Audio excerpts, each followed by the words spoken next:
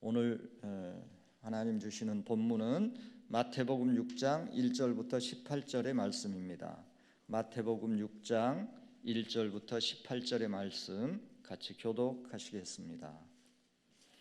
사람에게 보이려고 그들 앞에서 너희 의를 행하지 않도록 주의하라.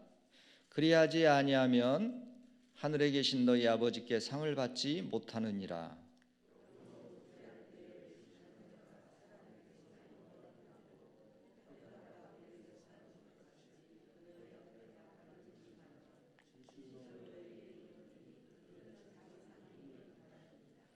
너는 구제할 때에 오른손이 하는 것을 왼손이 모르게 하여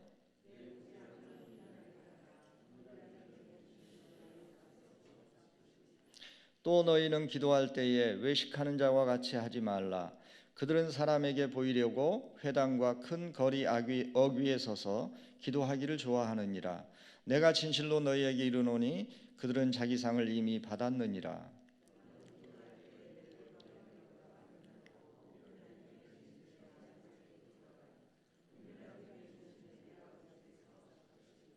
또 기도할 때에 이방인과 같이 중언부언하지 말라. 그들은 말을 많이 하여야 들으실 줄 생각하느니라.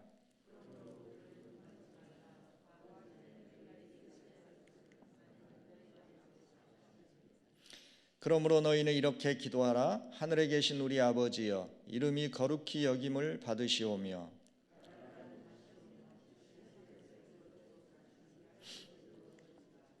오늘 우리에게 일용할 양식을 주시옵고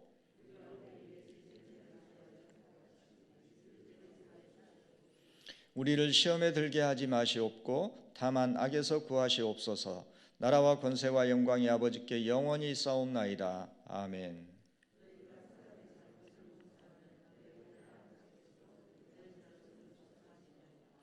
너희가 사람의 잘못을 용서하지 아니하면 너희 아버지께서도 너희 잘못을 용서하지 아니하시리라.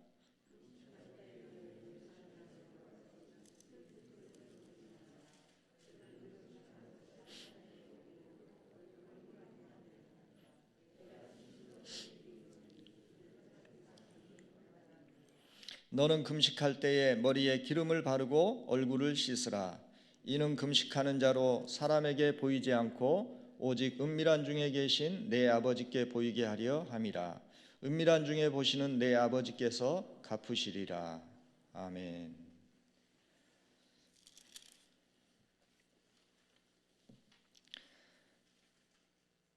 오늘 본문 말씀은 예수님의 5대 강화 말씀 중 첫 번째 강화에 속하는 부분입니다. 전반적인 내용은 종교적인 외식주의를 강하게 경계하는 내용입니다. 구절을 먼저 우리 살펴보십시다. 1절부터 4절은 구제에 대해서 말씀하십니다. 구제할 때의 주의사항을 말씀하십니다. 5절부터 8절까지는 기도할 때의 주의사항을 말씀하십니다. 그리고 기도는 이렇게 하라고 말씀하시면서 9절부터 15절까지는 주기도문을 가르쳐 주시고 그거에 대해서 부연 설명을 하시는 내용입니다. 16절부터 18절은 금식할 때의 주의사항을 말씀하고 계십니다. 이 세 가지 이 본문들 속에서 세 가지 주기도문을 제외하면 세 가지 내용이 나옵니다. 구제와 기도와 금식입니다. 이 구제와 기도와 금식은 유대인들에게 있어서 경건 생활의 아주 중요한 요소였습니다. 외경인 토비야라는 성경에서는 이 구제와 기도, 금식이 하나님의 백성이 추구해야 할 3대 경건이라고 얘기했습니다. 그래서 유대인들은 이 세 가지를 종교 생활에 대단히 중요한 방편으로 생각했습니다. 그런데 이 세 가지 오늘 말씀을 하시면서 공통적으로 하시는 말씀이 있습니다. 외식을 경계하는 것입니다. 사람에게 보이려고 외식하지 말라는 말씀을 누차 강조해서 말씀하십니다. 이 외식은 뿌리가 깊습니다. 유대인들이 BC 586년에 바벨론으로 포로로 잡혀갔습니다. 포로 생활에서 유대인들이 유대인의 정체성을 유지할 수 있는 길은 그동안 조상적부터 지켜 내려오던 전통과 전례를 고수하는 것이었습니다. 이것을 너무 엄격하게 고수하려고 지나치게 애를 쓰다 보니까 이게 지나친 형식주의가 되었습니다. 그리고 나중에는 내용이 없어도 형식이 더 중요한 상황이 되어버리고, 그래서 결국은 이 형식을 강화하려다 보니까 외식주의를 낳게 됐던 것입니다. 이것이 종교적인 외식주의의 뿌리라고 학자들은 얘기합니다. 마태복음 23장에서는 외식하는 자라는 표현을 6번씩이나 쓰면서 이 외식하는 바리새인과 서기관들에 대해서 예수님께서 강하게 질타하십니다.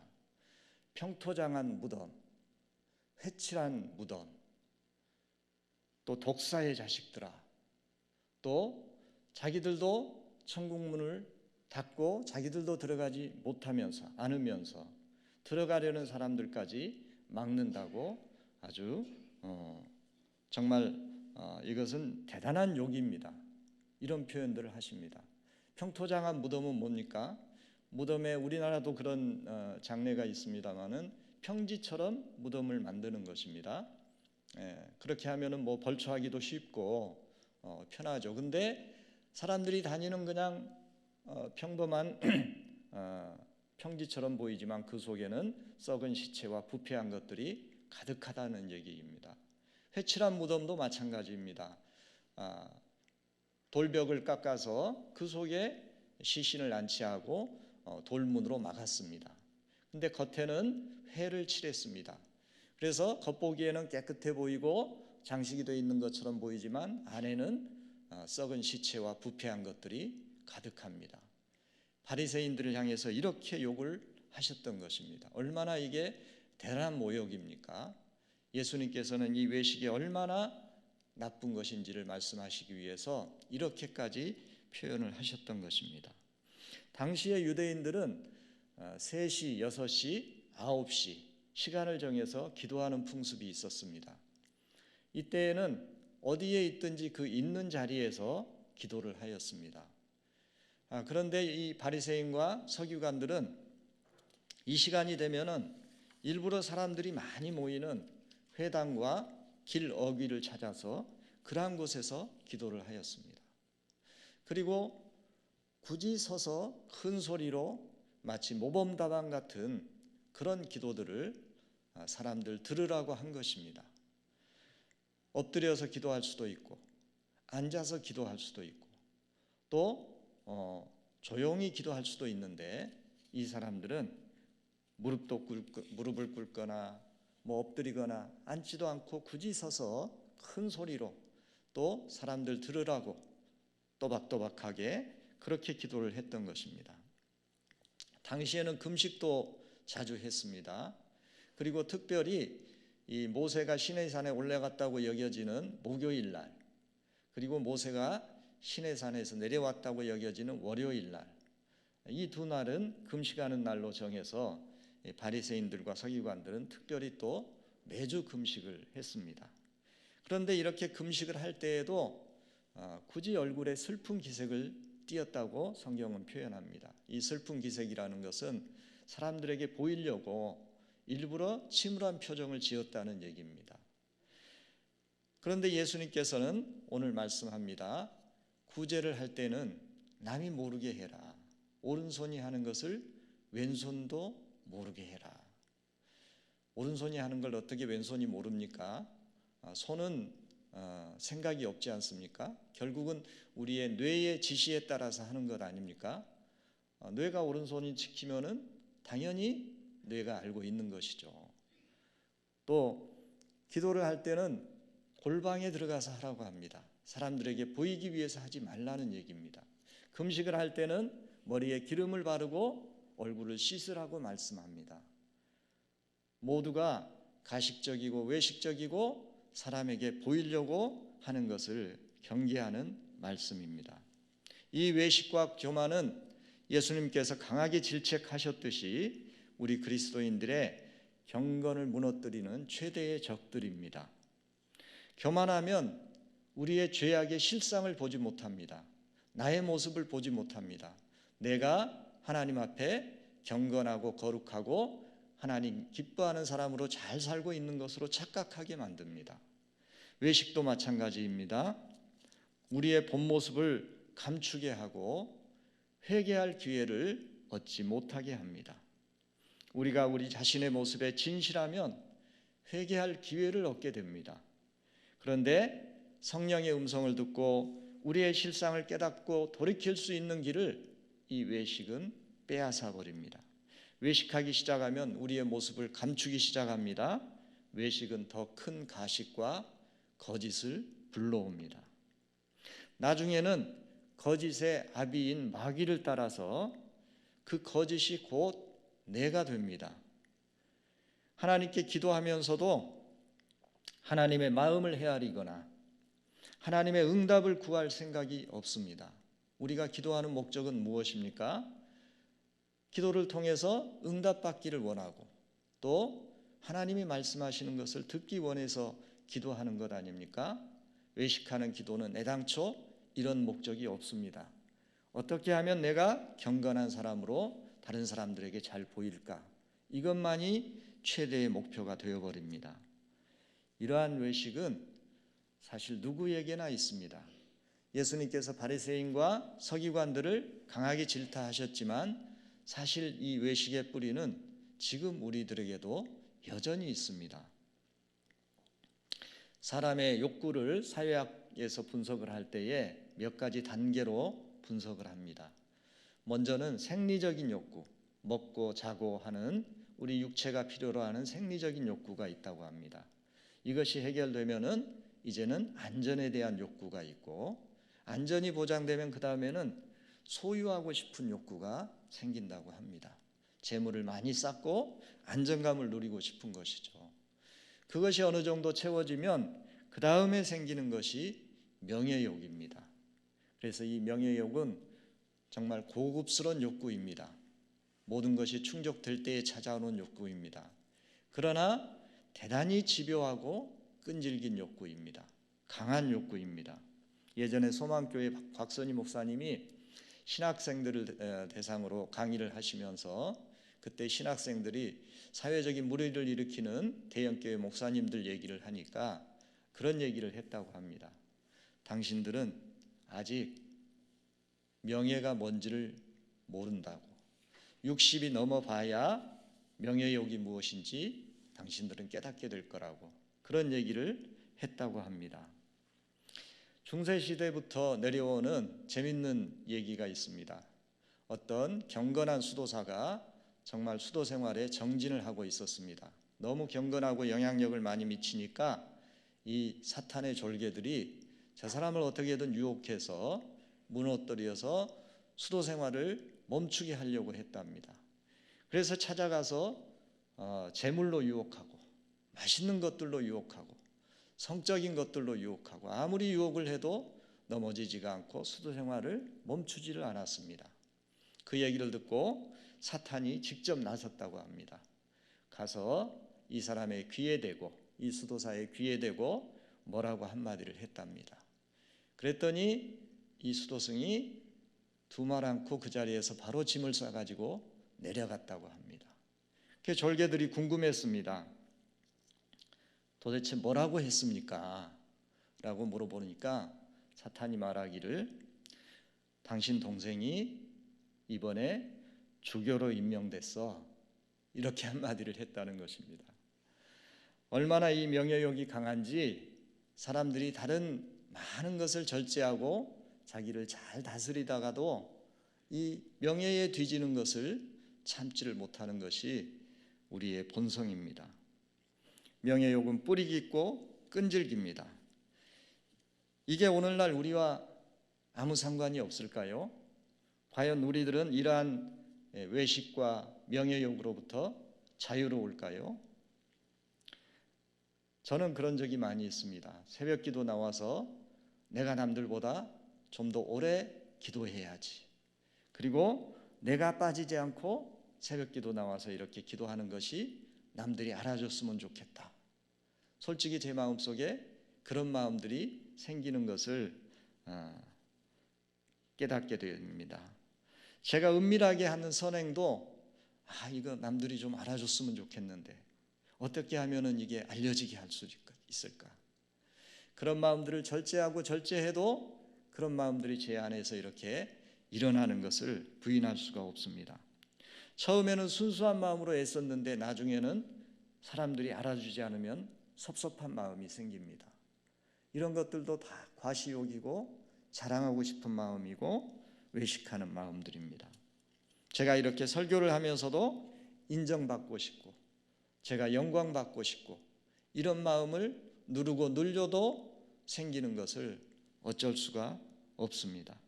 이런 생각은 아마 누구에게나 있을 것입니다. 모양이 좀 다르지만 우리의 마음을 다스리지 않으면 점점 다른 사람을 향한 타인 지향형 사람이 되어가는 것을 깨닫게 됩니다. 사회학에 시장 지향형 인간이라는 말이 있습니다. 시장에서 물건이 값을 매길 때에 다른 사람들이 평가해 주는 것이 시장 가격이 됩니다. 아무리 내가 이 물건이 좋아서 10,000원을 받고 싶다고 해도 시장에 그런 물건이 많으면은 결국은 가격이 떨어지게 되어 있습니다. 결국 다른 사람들이 평가하는 것이 곧 그 물건 값이 된다는 것입니다. 우리 사람들도 마찬가지로 다른 사람들이 나를 어떻게 보느냐에 많은 신경을 쓰고 삽니다. 그러다 보니까 내 자신의 진실되고 정직하기보다 다른 사람들이 보는 눈을 향해서 내 자신을 맞추려고 하는 경우가 많이 있습니다. 이러한 생각들을 우리가 처음부터 다스리지 않으면 이 생각은 점점 나를 지배하고 다스리게 됩니다. 이것이 외식의 뿌리입니다. 예수님께서는 나다나엘을 향해서 이렇게 표현했습니다. 참으로 이스라엘 사람이라 그 속에 간사한 것이 없도다. 예수님은 꾸밈이 없고 진실한 것을 좋아하십니다. 거짓이 없는 것을 예수님은 높게 평가하셨습니다. 사람은 남에게 보이기 위한 기도가 아니라 하나님의 은혜를 간구하는 그러한 마음으로 우리가 서기를 예수님께서는 말씀하고 계시는 것입니다. 우리가 기도하는 목적이 무엇입니까? 응답을 받기 위한 것 아닙니까? 어떻게 하면 응답을 받을 수 있습니까? 오늘 기도에 대해서 2가지 말씀을 하십니다. 중언, 부언하지 말라는 말씀을 하십니다. 중언, 부언은 무엇입니까? 내용 없이 뜻없이 그저 주절거리는 기도입니다.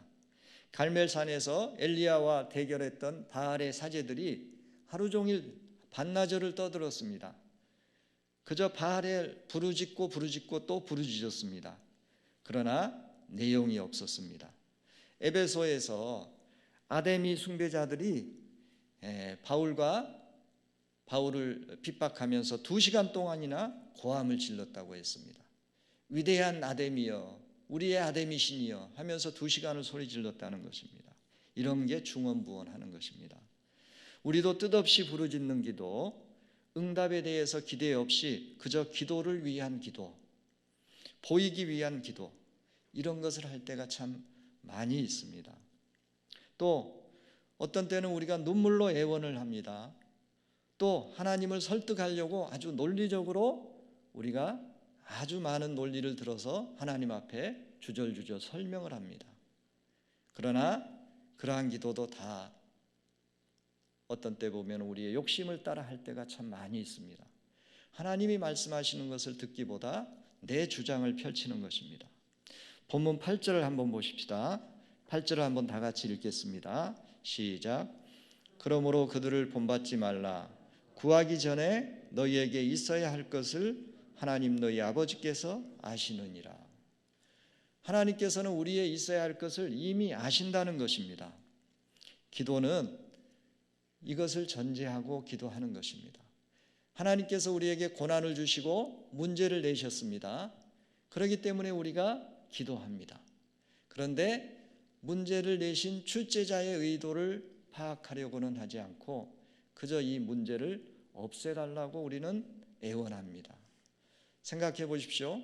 문제를 출제했다가 아무 일도 없었다는 듯이 걷어가려면 뭐하러 문제를 내셨겠습니까?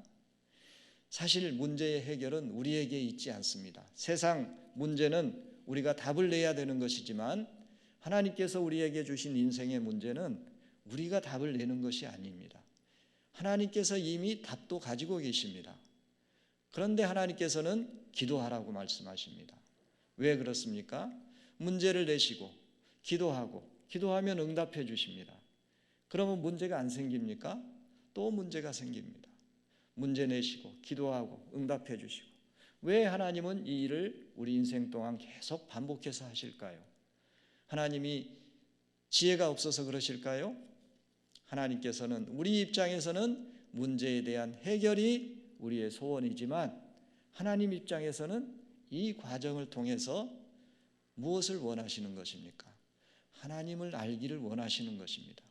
우리가 이제 문제에 집중하지 않고 문제를 내신 하나님이 어떤 분이신지 알기를 원하시는 것이 하나님의 뜻입니다. 우리가 하나님을 깨닫고 그 하나님의 마음을 이해하면 이제는 문제를 내실 필요도 없습니다.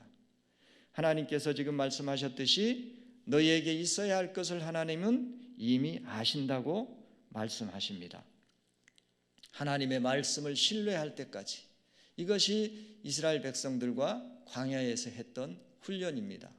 하나님이 말씀하시면 그것을 믿고 신뢰하면서 앞으로 닥칠 일도 하나님이 우리를 복되게 인도하시기 위한 길이다, 이걸 깨닫고 불평 원망을 멈출 수 있어야 되는데, 문제가 해결되고 나면 이스라엘 백성들은 또 다른 고난 앞에서 과거의 교훈이 전혀 교훈이 되지 않았습니다. 똑같이 원망과 불평으로 반응했습니다. 바로 이러한 이스라엘 백성들의 태도와 마음을 고치시기 위한 것이 광야의 훈련입니다. 오늘날도 말씀하십니다. 하나님께 기도하는 자는 하나님이 이미 너의 답을 가지고 계시다. 하나님은 너에게 그 문제 해결을 주지 못해서 안달하고 계시다. 이것이 하나님의 마음입니다. 우리에게 기도하라고 하시는 이유는 무엇입니까? 네가 기도하는 것 봐서 내가 줄까 안 줄까 한번 보고 그때 결정하겠다, 그런 뜻이 아닙니다. 이미 하나님께서 그 문제의 해결까지 가지시고 기도하시라고 하는 것입니다. 그 기도를 통해서 우리는 하나님을 신뢰하게 됩니다. 하나님은 말씀대로 행하시는 분이라는 것을 우리는 깨닫게 됩니다. 오늘 주기도문을 가르쳐 주시면서 맨 먼저 하시는 말씀이 하늘에 계신 우리 아버지를 부르라고 말씀하십니다. 하나님을 부르라는 것입니다. 하나님이 어떤 분이시길래 부르라고 하십니까? 하나님은 전지전능하시고 무소부재하십니다. 전지하시다는 게 무슨 말입니까? 이 세상 만물을 알고 이 세상의 기초가 어떻게 생겼는지, 이 세상 자연 만물이 어떻게 돌아가는지 그런 과학적인 지식까지 다 알고 계신 것이 전지한 것이죠. 그러나 사실 그런 전지함이 우리와 무슨 상관이 있습니까? 전지함이 우리와 상관이 있으려면 우리의 모든 형편을 우리만큼, 아니 우리보다도 더 절박하게 다 이해하고 계시다는 것이 전지한 것입니다.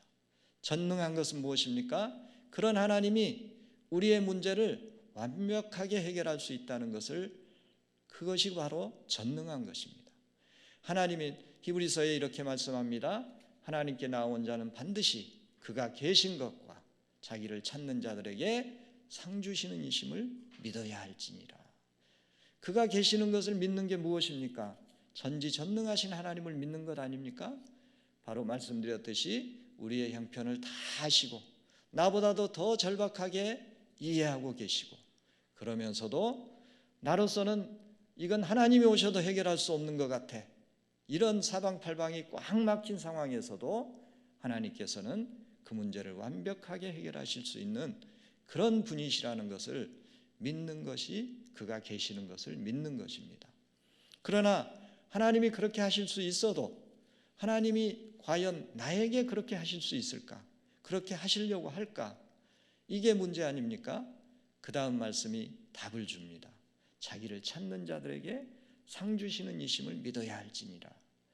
하나님은 자격이 있고 없고를 떠나서 우리가 하나님께 기도할 자격이 있느냐, 네가 그동안에 어떻게 살았느냐, 이거 전혀 중요하지 않습니다. 그저 나는 절박해서 자격이 아무것도 없지만 하나님을 찾을 때에 자기를 찾는 자들에게 상 주신다는 것입니다. 찾으면 좋은 것을 주신다는 것입니다. 내 마음의 소원을 이루어 주신다는 것입니다. 이것이 바로 자기를 찾는 자들에게 상 주시는 것입니다. 그러므로 우리는 기도할 때에 하나님께만 집중해야 합니다.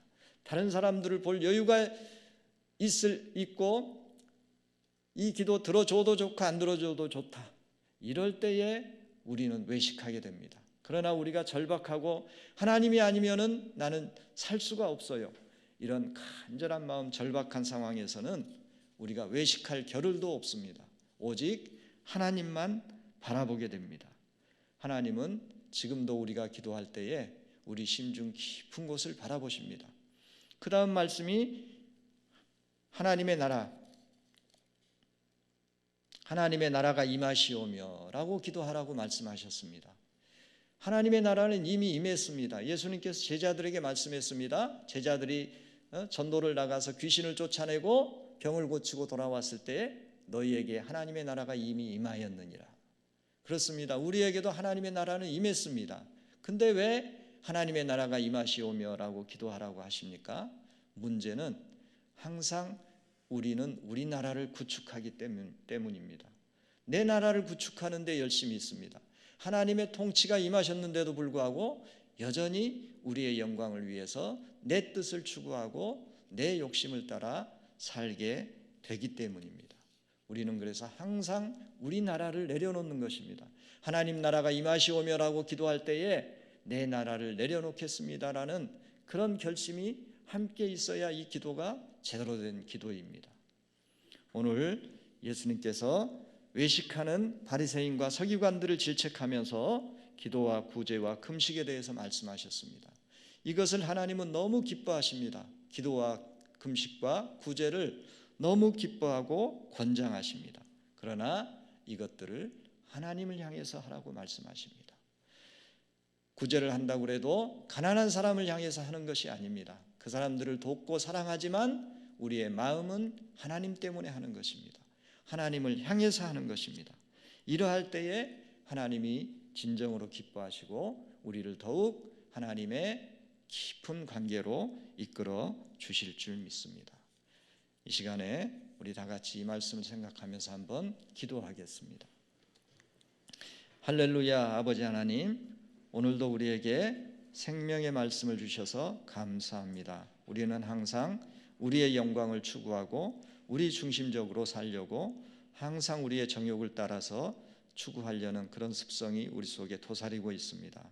그럼에도 불구하고 하나님께서는 우리의 잘못을 수시로 깨닫게 하시고 올바른 길이 무엇인지 성령님을 통해서 항상 이끌어 주시고 인도해 주십니다. 주의 말씀이 내 발의 등이요 내 길의 빛이라고 말씀했습니다. 우리의 삶에 하나님의 말씀만이 우리의 길이요 빛인 것을 고백합니다. 우리를 인도하여 주시고 우리 속에 있는 이 외식의 강한 욕구들, 또 내 중심적으로 다른 사람들에게 잘 보이려고 하는 이러한 외식과 교만들 다 버리고 온전히 하나님을 기뻐하는 참된 믿음으로 우리를 인도하여 주시옵소서.